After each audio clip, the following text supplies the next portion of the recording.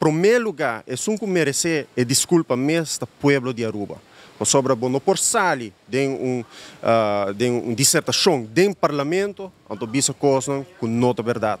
Isso é simplesmente inaceitável, então eu tenho responsabilidade como representante do povo para sali e responsabilizar o mesmo. Essa é a primeira responsabilidade, mais que qualquer ego de mim ou de outra pessoa.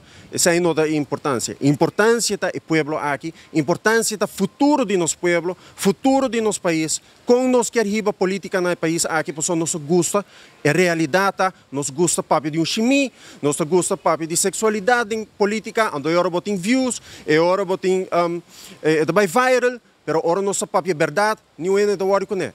Isso aqui me se acaba no país aqui. E abo como cidadão, abo tem a responsabilidade, não somente para informar o mês e educar o mês, mas também para responsabilizar o político. A mim, Mike de Mesa, o político.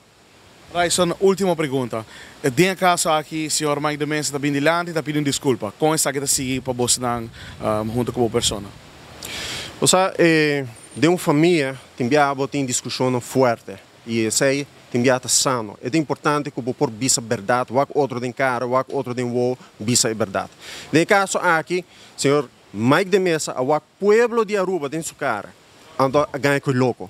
Ando agora está na para bisa povo de Aruba. Lo que ela bisa com nota quadro com verdade e pedir desculpa público. Isso aí está na Se eu não tenho grandeza para isso aí, eu não vou bal nada como político. Isso aí está lástima. Pero é a realidade. Então, se é assim, se uma pessoa tem a grandeza de admitir seu erro, então agora nós caminhamos para cá. Agora nós por mão de mão lutando para o futuro do país aqui, para cambiar o país aqui, para ser num nível mais alto do qual está no momento aqui.